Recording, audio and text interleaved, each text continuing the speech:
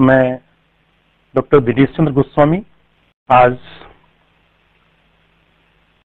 हमारे पर्यावरण यानी आवर इन्वायरमेंट के बारे में आपसे चर्चा करूंगा। जैसा कि आप लोग सभी जानते हैं, हमारी पृथ्वी जो 8 उपग्रह हैं उनमें एक महत्वपूर्ण उपग्रह है और केवल यही एक उपग्रह है जिसको हम हरित उपग्रह यानी ग्रीन प्लेनेट के रूप में जानते हैं, क्योंकि इसमें जीवन की सभी दशाएं वर्तमान में उपलब्ध हैं।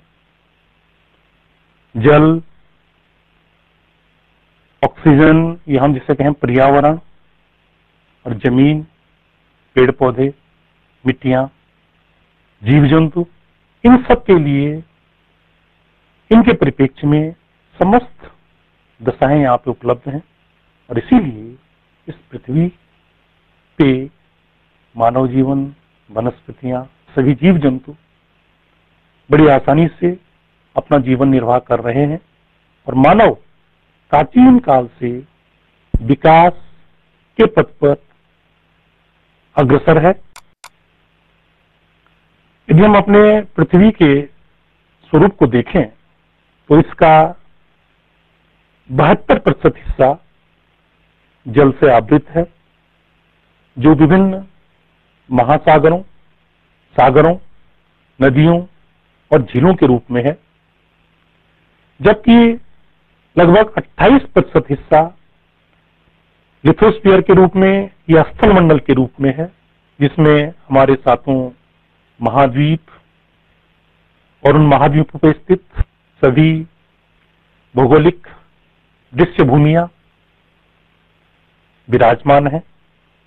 इस पृथ्वी पे यदि हम देखें तो निरंतर विकास की प्रक्रिया के परिप्रेक्ष्य में मानव उपलब्ध संसाधनों का प्रयोग करता रहा है और निश्चित तौर पे भविष्य में भी इन संसाधनों का उपयोग मानव के द्वारा किया जाता रहेगा।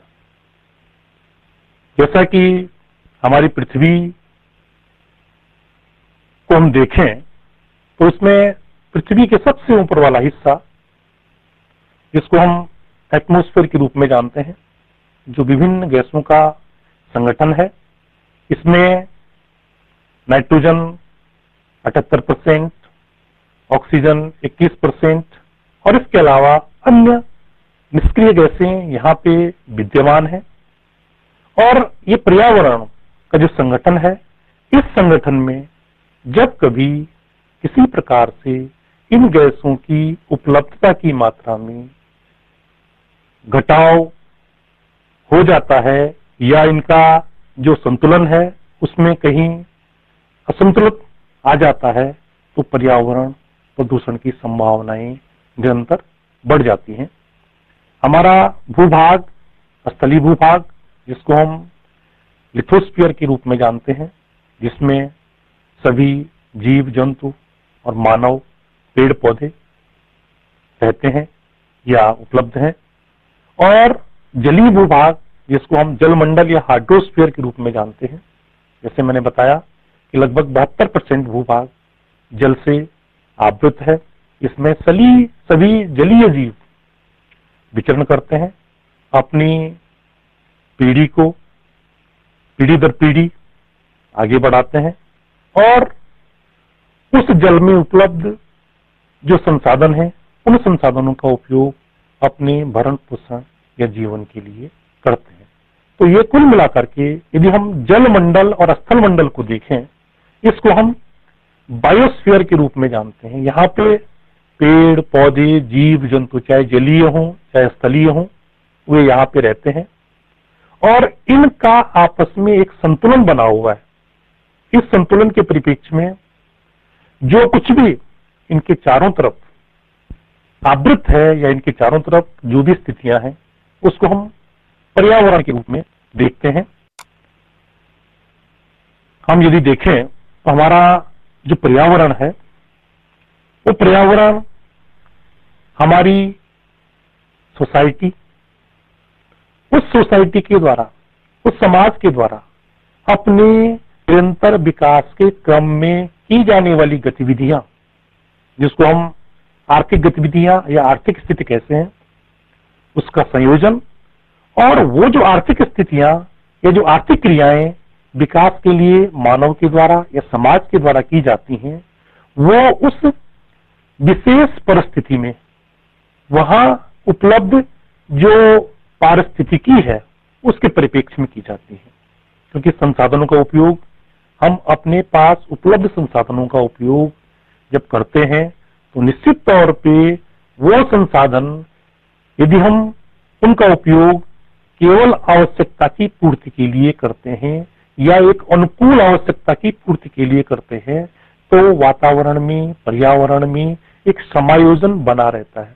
लेकिन यदि हम उन संसाधनों का उपयोग शोषण के तौर पे करते हैं, उनका अधिक उपयोग करते हैं, तो वो अनुकूलन खत्म हो जाता है और जो पारिस्थितिकी संतुलन है वो बिगड़ जाता है।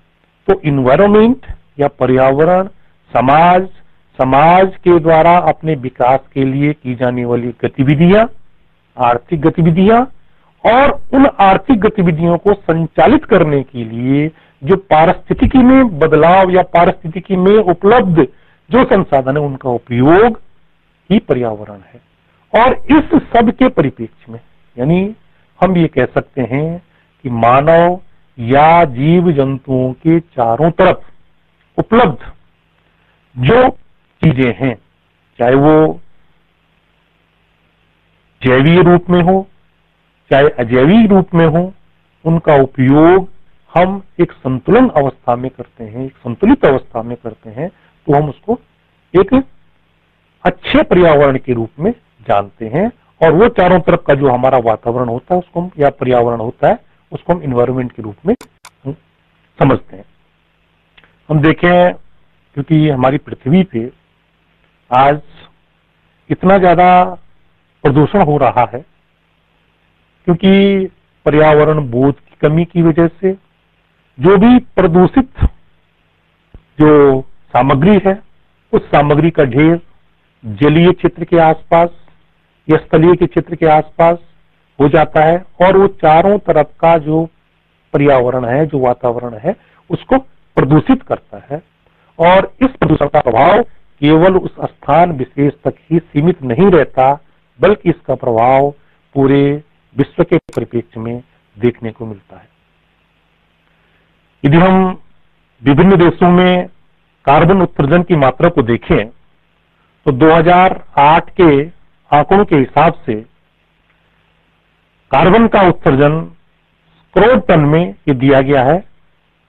तो सबसे ज्यादा कार्बन का उत्सर्जन करने वाला देश चीन, जो 703.1 करोड़ टन उत्पादन करता है, कार्बन का रिलीज करता है, और पूरे विश्व के परिप्रेक्ष्य में जिसकी 23.53% भागीदारी है। इसी तरह अमेरिका उसके बाद सबसे ज्यादा कार्बन का उत्सर्जन करता है। यूरोपियन कंट्रीज, पूरी यूरोपियन यूनियन तीसरे नंबर पे है, और भारत का चौथा स्थान है जो 174.2 करोड़ टन कार्बन का उत्सर्जन करता है, और जिसका पूरे ग्लोबल परिप्रेक्ष्य में हम देखें तो 5.83% की भागीदारी है। इसी तरह रूस, जापान, जर्मनी, कनाडा, ईरान और ब्रिटेन, ये प्रमुख देश हैं जो पर्यावरण को प्रदूषित करने के परिप्रेक्ष्य में सबसे ज्यादा इनका योगदान है, और सबसे ज्यादा कार्बन रिलीज, कार्बन का उत्सर्जन इन देशों के द्वारा किया जाता है।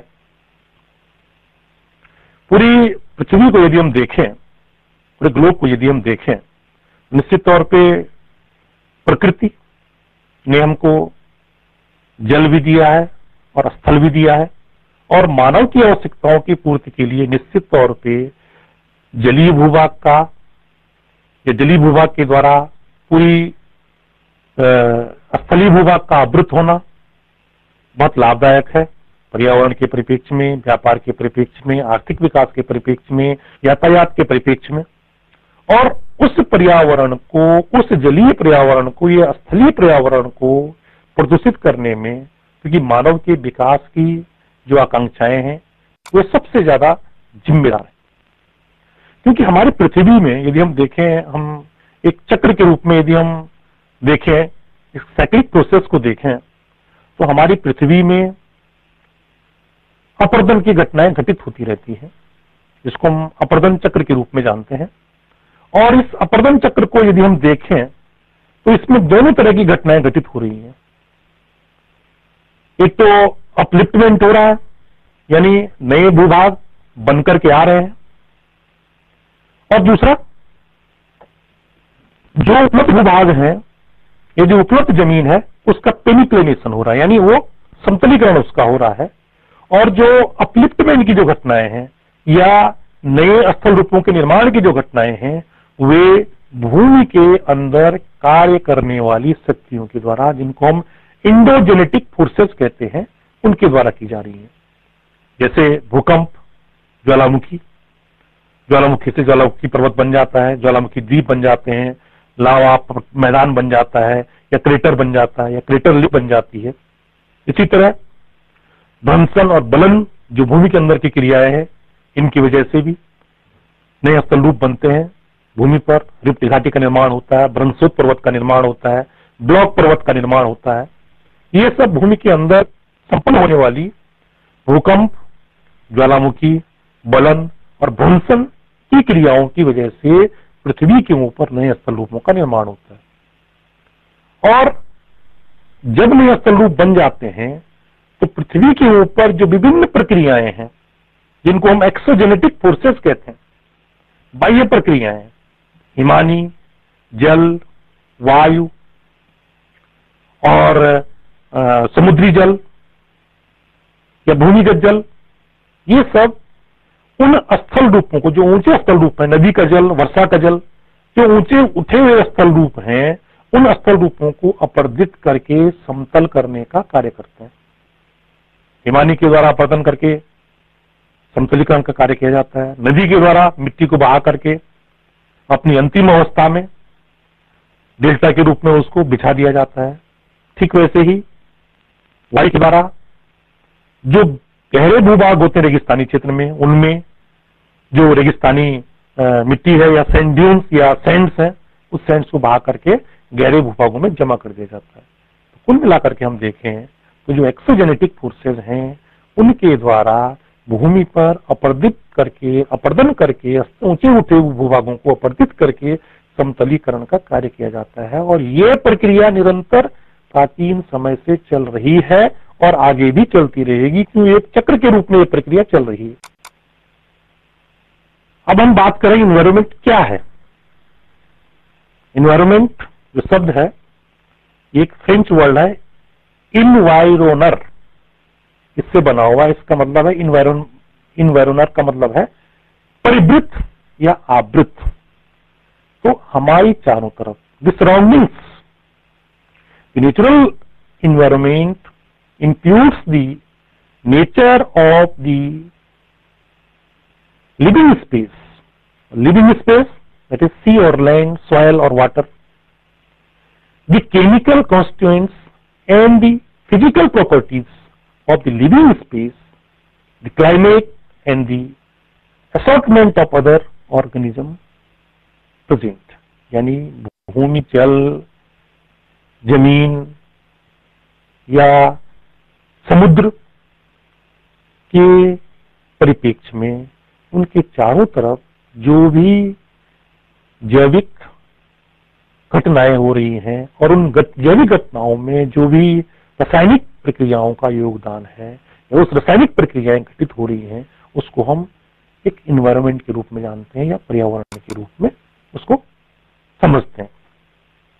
हमारा जो इन्वायरमेंट है, यदि हम उसको देखें तो मनुष्य और प्रकृति का जो संबंध है वो प्राचीन काल से रहा है। प्राचीन काल में हमने प्रकृति के लिए, या हम सृष्टि की बात करते हैं या प्रकृति की बात करते हैं, प्रकृति रूपेण संस्थित और सृष्टि रूपेण संस्थित है। तो ये हमारी प्राचीन परंपरा में पर्यावरण का विशेष ध्यान रहा है पहले से। और जल, भूमि, वृक्ष, वायु, इन सब की प्राचीन समय से पूजा की जाती रही है पेड़ पौधों की पूजा की जाती रही है, सूर्य की पूजा की जाती रही है। इसके साथ साथ कुछ क्षेत्र विशेष में कुछ वनों को संरक्षित किया गया है और उनको देव वन के रूप में कहा जाता रहा है। तो ये सब जो स्थितियां रही हैं, इसके पीछे मूल उद्देश्य ये रहा है कि हम अपने पर्यावरण को बचाएं, पर्यावरण को समझें, उसको बचाएं। तो जो मनुष्य और प्रकृति का जो संबंध है, उस संबंध में यदि संतुलन बना हुआ है तो हमारा पर्यावरण निश्चित तौर पर संतुलित रहेगा। यदि हम वर्तमान समय में देखें, मनुष्य और पर्यावरण का जो संबंध है या मनुष्य और प्रकृति का जो संबंध है, उस संबंध में देखें तो आज एक उपभोक्ता वाली संस्कृति हावी है। विकास की अंधी दौड़ में हर व्यक्ति, हर देश, हर समाज इस तथ्य को भूल गया है कि हमें अपने पास उपलब्ध संसाधनों का उपयोग विवेकपूर्ण ढंग से करना है। अनादिल दौड़ हो रही है विकास के परिप्रेक्ष्य में, और बिना सोचे समझे विकास की प्रक्रिया के लिए, आर्थिक विकास के लिए हम प्रकृति द्वारा उपलब्ध कराए गए संसाधनों का शोषण कर रहे हैं। और उस शोषण की जो परिणति है वो आज देखने को मिल रही है। ग्लोबल वार्मिंग, जो पूरे ग्लोबली जो तापमान वृद्धि हो रही है, और उसका परिणाम अभी विगत दिनों आपने देखा, सैंडी अमेरिका में और नीलम भारत में, ये जो तूफान थे, इन्होंने बहुत ज्यादा आबादी को प्रभावित किया, और जो उन क्षेत्र विशेष जिसको प्रभावित किया वो वहां का विकास काफी पीछे चला गया।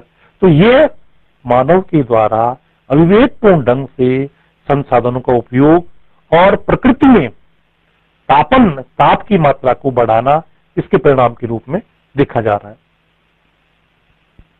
इसके साथ साथ हमें आज के परिप्रेक्ष्य में जितने भी पर्यावरण संबंधी जो कार्यक्रम हैं और जो पारिस्थितिकी विकास के लिए आवश्यक हैं, उनके प्रति भी सचेत रहना होगा।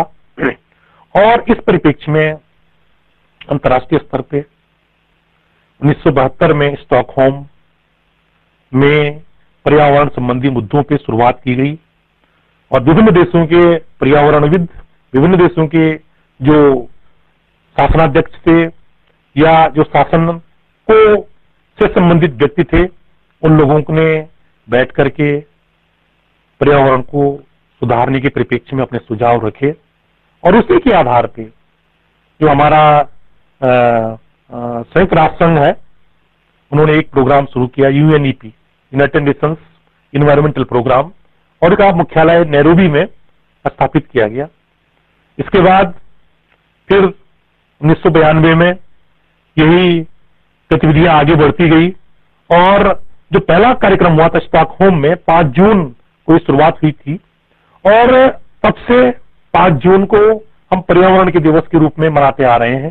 पुनः फिर 3 से 14 जून 1992 को दूसरा कार्यक्रम शुरू हुआ, रियो डी जेनेरियो। यहाँ पे पर्यावरण के परिप्रेक्ष्य में एक संगोष्ठी का आयोजन किया, अंतर्राष्ट्रीय संगोष्ठी का आयोजन हुआ, और इस संगोष्ठी में बहुत सी बातें आगे निकल करके आई। पुनः इसी क्रम को बढ़ाते हुए फिर 2002 में 26 अगस्त से 5 सितंबर के बीच में 2002 में जोहान्सबर्ग, दक्षिण अफ्रीका में ये समिट की गई पर्यावरण के परिप्रेक्ष्य में। और फिर उसके बाद 2007 में बाली, इंडोनेशिया में, और अभी 2012 में ये डरबन, दक्षिणी अफ्रीका में ये गोष्ठी की गई। तो इन सब गोष्ठी का जो प्रयोजन है, उसका उद्देश्य ये था कि विभिन्न राष्ट्र पर्यावरण को संतुलित करने में अपना योगदान दें। उनके द्वारा जो क्लोरोफ्लोरोकार्बन या जो कार्बन उत्सर्जन संबंधी जो गतिविधियां हैं, उन गतिविधियों पर रोक लगे, और विकासशील देशों के लिए वो उन वनों, अपने वनों को संरक्षित करने के लिए कुछ न कुछ वो कंपनसेट करें या कुछ न कुछ उनको धन मुहैया करें, और विकास की अंधी दौड़ जो मानव जीवन को, हमारे पर्यावरण को, हमारे जीव जंतुओं को प्रभावित कर रही है, उससे हम लोग बचें। आज स्थिति ये है कि बहुत से प्राचीन समय में जो जीव और पेड़ पौधे हुआ करते थे वो विलुप्त होने की कगार पे हैं। और क्योंकि निश्चित तौर पे तापमान में बदलाव आ रहा है, जलवायु में बदलाव आ रहा है, और जलवायु में बदलाव की वजह से, ग्लोबल वार्मिंग की वजह से बहुत सी घटनाएं घटित हो रही हैं। जो तटवर्ती द्वीप हैं या तटवर्ती क्षेत्र हैं या द्वीपीय राष्ट्र हैं, वहां पे जलस्तर, समुद्री जलस्तर बढ़ेगा। अधिक गर्मी की वजह से जो हमारे हिम के जो क्षेत्र हैं, हिम भंडार हैं, वो पिघलेंगे, निश्चित तौर पे जल की मात्रा बढ़ेगी, और जल की मात्रा बढ़ने से निश्चित तौर पे हमको भूमि की भी कमी होगी। तो इस तरह की जो गतिविधियां या मौसम में जो बदलाव देखने को मिल रहा है, तो ये सब गतिविधियां रुकनी चाहिए, इनको, इसमें संतुलन होना चाहिए, पर्यावरण को हमें संतुलित करना चाहिए। तो इस परिप्रेक्ष्य में यदि हम देखें तो हमारे देश में, क्योंकि पर्यावरण का संबंध केवल मानव या जीव जंतुओं से ही नहीं है, बल्कि इस पर्यावरण का संबंध इस धरती पर होने वाली प्रत्येक गतिविधि से है। चाहे वो गतिविधि हमारे विभिन्न तरह के जो प्राकृतिक आपदाएं हैं उनके परिप्रेक्ष्य में हो। यदि हम भारत में देखें तो हर साल, हर दूसरे या तीसरे साल में बहुत बड़ी प्राकृतिक आपदाएं आ रही हैं। हमारा जो 55% जो भूमि है वो भूकंप की दृष्टि से बहुत संवेदनशील है। इसी तरह हमारा जो 5% भूभाग है वो बाढ़ की दृष्टि से बहुत संवेदनशील है। 8% भूभाग साइक्लोन की दृष्टि से बहुत संवेदनशील है। और इसी तरह 70% जो हमारी जो भूमि है वहां पर सूखा पड़ने की बहुत ज्यादा संभावनाएं रहती हैं। इसलिए हम भारत को कहते हैं कि मानसूनी देश है, या हमारी जो कृषि है उसको हम मानसून का जुआ कहते हैं, क्योंकि हम अधिकांशतः मानसून पे ही हमारी कृषि निर्भर है। और इसके साथ साथ बहुत से हमारे राज्य ऐसे हैं जो सूखे की वजह से प्रभावित होते हैं। तो ये स्थितियां, क्योंकि पर्यावरण में जब कभी भी असंतुलन होगा तो निश्चित तौर पे इस तरह की प्राकृतिक गतिविधियों में भी वृद्धि होने की संभावनाएं बढ़ जाती हैं। हमारे देश का जो 55% भूभाग है या 55% जो भूमि है वो पर्यावरण की दृष्टि से एकदम पतित हो चुकी है, या उसका अवनयन हो चुका है पर्यावरणीय परिप्रेक्ष्य में।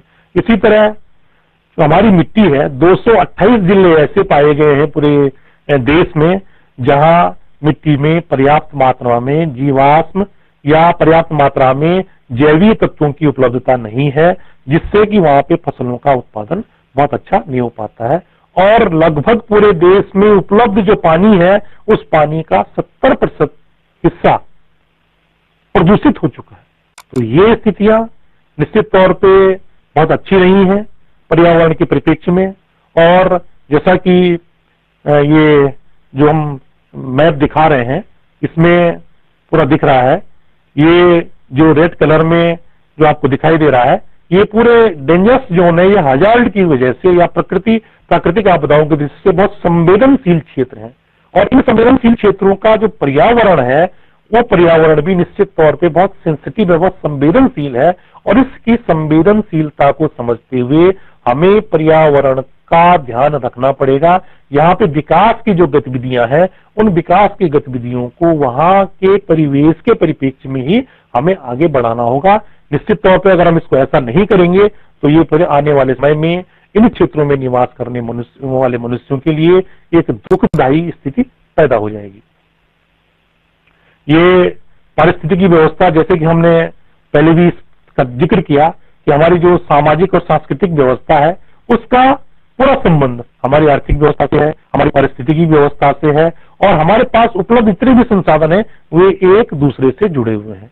और एक दूसरे का हम जिस तरह से उनका उपयोग करेंगे, अधिक मात्रा में उपयोग करेंगे तो निश्चित तौर पे हमारा जो पर्यावरणीय जो संतुलन है वो बिगड़ जाएगा। तो हमें इन तथ्यों का विशेष तौर पे हमें ध्यान रखना चाहिए। यदि हम इन्वायरमेंट को यदि हम देखें तो निश्चित तौर पे environment is totally off many factors of an organism. के अनुसार जो वैल्यू का मतलब हमारे चारों तरफ का जो परिवेश, जो पर्यावरण है, संपूर्ण तौर पे उस चारों तरफ के परिवेश को ही हम पर्यावरण के रूप में जानते हैं। और हम पर्यावरण को अलग अलग भागों में विभाजित कर सकते हैं। हम उसको जैवीय पर्यावरण एक रूप में कहते हैं। जलीय पर्यावरण के अंतर्गत हमारे जितने भी छोटे छोटे जीव हैं, ये माइक्रो ऑर्गेनिजम्स हैं या पैरासाइट्स हैं, वो इसमें सम्मिलित हैं। इंसेक्ट इसमें सम्मिलित हैं, जितने पेड़ पौधे इसमें सम्मिलित हैं, जितने भी जानवर इस पृथ्वी पे हैं उस समय सब इसमें सम्मिलित हैं। और निश्चित तौर पे मानव तो इसका एक प्रमुख अंग है ही, जो हमारा जैविक पर्यावरण है उसका। दूसरा हमारा भौतिक पर्यावरण। इस भौतिक पर्यावरण में हमारे पास उपलब्ध सभी भौतिक संसाधन, जैसे जल है, वायु है, हमारे पास खनिज है, मिट्टी है, हमारे पास सूरज का ताप है, सोलर एनर्जी, और तापमान है, हमारी पृथ्वी का जो सरफेस है, पृथ्वी की जो संरचना है, इसके अतिरिक्त जो पृथ्वी का गुरुत्व बल है, या जो भौगोलिक जो स्थितियां हैं, ज्योग्राफिकल लोकेशन है, ये सभी इसमें सम्मिलित है फिजिकल इन्वायरमेंट में। और जो तीसरा इन्वायरमेंट, इसको हम कहते हैं कल्चरल इन्वायरमेंट या सांस्कृतिक पर्यावरण, इसमें हमारे सेटलमेंट्स यानी इतनी भी आवासीय जो भवन है, हमारी इकोनॉमिक एक्टिविटीज, आर्थिक गतिविधियां, हमारे धार्मिक गतिविधियां या धार्मिक चीजें, हमारा रहने का या खाने पीने का जीवन स्तर, इसके अलावा हमारी जो राजनीतिक स्थितियां, पॉलिटिकल कंडीशंस, और इसके साथ साथ समाज में होने वाला स्थानांतरण और हमारे समाज में होने वाली पुनरुत्थान की गतिविधियां, ये सब हमारे सांस्कृतिक इन्वायरमेंट के अंतर्गत या सांस्कृतिक इन्वायरमेंट के रूप में जानी जाती हैं। यदि हम इस चक्र को देखें तो निश्चित तौर पे सूरज से हमें गर्मी मिलती है, इसमें विभिन्न तरह के उत्पादक हैं, प्रथम उपभोक्ता, द्वितीय उपभोक्ता, फिर उनका फिर तृतीय उपभोक्ता, कार्बनिक रात अपघटक के रूप में फिर उनका वो पूरा चक्र चल रहा है। और इस चक्र के व्यवस्थापन के परिप्रेक्ष्य में ही हमारा पर्यावरण निर्भर है।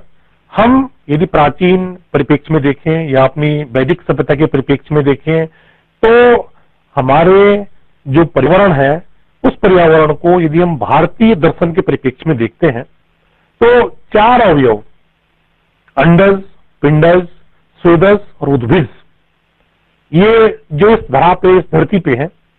अंडज, अंडे से उत्पन्न होने वाला जीव, चाहे सांप हो या पशु पक्षी हो या पक्षी हो या अन्य अंडे देने वाले प्राणी हो। पिंडज, पिंड से उत्पन्न, भ्रूण से उत्पन्न होने वाला मनुष्य है या अन्य जीव है।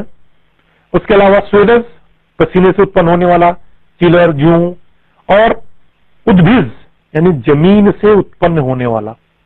ये सब हमारे पर्यावरण के महत्वपूर्ण अवयव रहे हैं प्राचीन काल से और अभी भी महत्वपूर्ण अवयव है। इन सब के बीच में सामंजस्य का होना अति आवश्यक है। यदि हम, क्योंकि मनुष्य इस धरा पे सबसे बुद्धिमान है, वो पूरी धरती पे अपने क्या कहते हैं बौद्धिकता के परिप्रेक्ष्य में उपलब्ध संसाधनों का उपयोग कर रहा है। और बिना विवेक के यदि हम इस धरती पर रहने वाले प्राणियों, पेड़ पौधों, उनके संतुलन को बिगाड़ते हैं, उनको नष्ट करते हैं, तो निश्चित तौर पे हमारा पर्यावरण प्रदूषित होगा। तो इन चारों के मध्य सामंजस्य का होना, जो हमारी प्राचीन दार्शनिक परंपरा रही है या दार्शनिक सोच रही है, उसके परिप्रेक्ष्य में बहुत जरूरी है। और उसी सोच को आगे बढ़ाते हुए निश्चित तौर पे हमको आज के वर्तमान युग में भी इसको ध्यान में रखना पड़ेगा। अब हम बात करें पर्यावरण मैनेजमेंट या इसको हम कहते हैं पर्यावरण प्रबंधन की बात, क्योंकि निश्चित तौर पे पर्यावरण के लिए जो मैनेजमेंट के प्रिंसिपल्स हैं उसमें एक शब्द यूज होता है, एक वर्ड यूज होता है, POSDCORB. P for planning, O for organization, S for staffing, D for direction, CO cooperation and R for reporting and B for budgeting.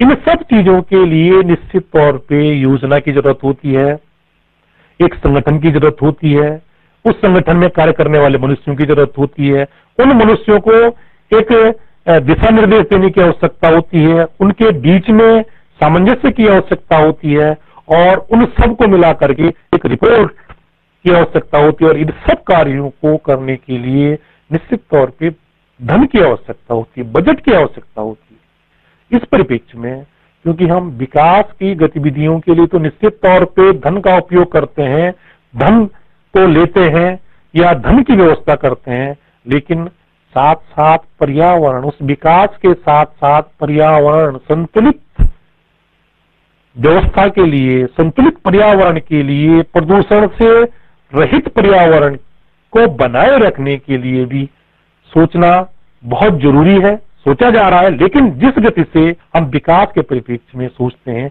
उस गति से हम अपने पर्यावरण को बचाने के परिप्रेक्ष्य में नहीं सोचते हैं, और ये आज की एक बहुत बड़ी आवश्यकता है।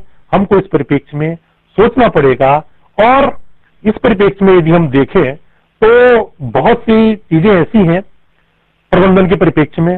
हम आज वाटरशेड एरियाज, जितने भी जलागम क्षेत्र हैं, उन जलागम क्षेत्रों में प्रबंधन उनका होना चाहिए। इस परिप्रेक्ष्य में कंजर्वेशन के परिप्रेक्ष्य में, और वो कंजर्वेशन, संरक्षण जल और प्राकृतिक वनस्पति का, या प्राकृतिक जो हमारी वनस्पति है उसका संरक्षण किया जाना बहुत जरूरी है। इसी तरह जो हमारे लैंडस्लाइड जोन्स हैं या भूस्खलन क्षेत्र हैं, उन भूस्खलन क्षेत्रों में अगर कहीं किसी घटना, किसी क्षेत्र में भूस्खलन अगर प्रभावी होता है, तो उस भूस्खलन को रोकने का उपाय होना बहुत जरूरी है।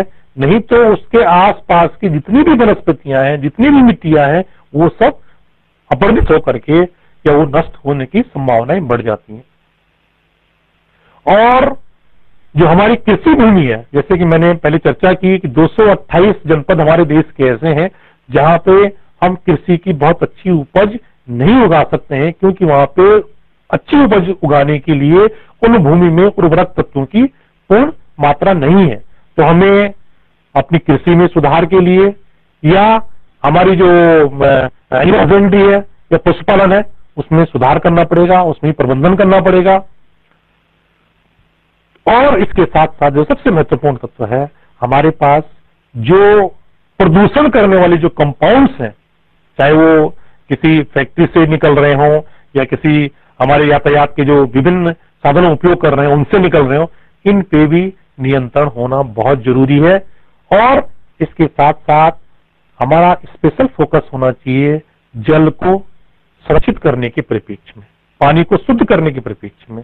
और पानी को शुद्ध करने के लिए, या जितने भी व्हीकल्स जो प्रदूषण कर रहे हैं, उनसे बचाव के लिए निश्चित तौर पे हमें एक नई तकनीकी को इजाद करना पड़ेगा, क्योंकि तकनीकी रूप से अगर हम सक्षम होंगे तो निश्चित तौर पे हम दोनों स्थितियों में, यानी कम से कम संसाधनों के द्वारा हम अधिक से अधिक विकास की गतिविधियों को आगे बढ़ा पाएंगे। इसके अतिरिक्त जो भी जीव जंतु या वनस्पतियां अभी विलुप्त होने के कगार पे हैं, उनको बचाने के लिए, उनको संरक्षित करने के लिए भी प्रयास किया जाना बहुत जरूरी है। और पर्यावरण को सुधार करने के लिए, पर्यावरण को प्रदूषण रहित बनाए रखने के लिए हमें अपनी विकास के लिए जो नीतियां हैं, उन नीतियों पे विशेष ध्यान देने की जो आवश्यकता है। इसके साथ साथ सामाजिक रूप से सभी समाज के जितने भी क्या कहते हैं व्यक्ति हैं, या जितने भी व्यक्ति हैं, व्यक्तियों से समाज बना हुआ है, उन सब व्यक्तियों को भी पर्यावरण के परिप्रेक्ष्य में जागरूक होना पड़ेगा, और वो जागरूकता होना बहुत जरूरी है। पर्यावरण बोध उनमें होना चाहिए, और कहीं पे कोई घटना घटित हो रही है, पर्यावरण को प्रदूषित करने वाली कोई घटनाएं हो रही हैं, तो उसको समझ करके उसको रोकने के उपाय सुझाने हमको चाहिए। और इसके साथ साथ जो पर्यावरण का जो प्रभाव पड़ रहा है, उन प्रभावों को भी मूल्यांकित करना जरूरी है, उनको देखना जरूरी है, और उनके हिसाब से ही या उसी के परिप्रेक्ष्य में ही हमें अपने जो धरती पे जो प्राकृतिक आपदाएं आ रही हैं और जो घटनाएं घटित हो रही हैं, चाहे वो भूस्खलन के रूप में हो, चाहे बाढ़ के रूप में हो, चाहे वो क्या कहते हैं सुनामी के रूप में हो, तो इनके परिप्रेक्ष्य में बचाव के उपाय किए जाने चाहिए। उसी तरह हमको इनके लिए क्या कहते हैं योजना बनानी चाहिए। और इस परिप्रेक्ष्य में निश्चित तौर पे पर्यावरण बोध होना जरूरी है। सोशल पॉलिसी, सामाजिक वानिकी हम सामाजिक परिप्रेक्ष्य में वनों का रोपण करें, सामाजिक परिप्रेक्ष्य में, यानी समाज के दायित्व को समझते हुए। हम केवल ये न समझिए कि केवल वन विभाग का दायित्व है, बल्कि पूरे समाज का दायित्व है कि हम वनों को बढ़ावा दें। एग्रो फॉरेस्ट्री यानी एग्रीकल्चर लैंड के आसपास जो खुली भूमि है उसमें भी हम वनस्पतियों को लगाएं, ऐसी वनस्पतियों को लगाएं जो खाली जमीन में पैदा हो जाए और हमारे पर्यावरण को ऑक्सीजन देते रहें, हमारे जो पर्यावरणीय संतुलन है उसको बनाए रखें। इसके अतिरिक्त पर्यावरणीय अध्ययन की उपयोगिता के बारे में एक सामाजिक दायित्व के तौर पे सभी व्यक्तियों को इस चीज को समझाना पड़ेगा, इस चीज की तरफ सबका ध्यान आकर्षित करना पड़ेगा। और ये आप देख रहे हैं पूरे देश में इस तरह की समस्याएं आ रही हैं। हमारी जो प्राकृतिक जो धरोहरें हैं वो प्राकृतिक धरोहरें जो है अपरदित होती जा रही है और ये एक बहुत बड़ी विकट समस्या है। ये आप देख रहे होंगे कि धीरे धीरे हमारे वन या हमारे बुग्याल ये प्रभावित हो रहे हैं इन सब स्थितियों से। तो इनसे बचने के लिए, इनसे बचाव के तरीके हमको ढूंढने पड़ेंगे और इनके संरक्षण की आवश्यकता बहुत जरूरी है, चाहे वो मिट्टी का संरक्षण हो, चाहे वनस्पति का संरक्षण हो। लैंडस्लाइड्स की वजह से आप देख रहे हैं कि पूरी रोड्स बंद हो जाती हैं, जो हमारा टूरिज्म है उस पर प्रभाव पड़ता है, हमारी आर्थिक गतिविधियां ठीक से संचालित नहीं हो पाती हैं। तो इन सब चीजों को हमें देखना चाहिए और यदि हम समय रहते हुए इन सब परिप्रेक्ष्य में अपनी बातें नहीं रख पाए या अपने आसपास के लोगों को, आसपास के समाज को यदि हम सचेत नहीं कर पाए तो निश्चित तौर पे हमारा पर्यावरण प्रदूषित होगा और वो पूरे मानव समाज के लिए ही एक हानिकारक स्थिति पैदा करेगा। निश्चित तौर पे हमें अपने पर्यावरण को बचाना चाहिए और हम अगर अपने पर्यावरण को बचाएंगे तो हम अपने समाज को बचाएंगे, अपने आप को बचाएंगे। धन्यवाद।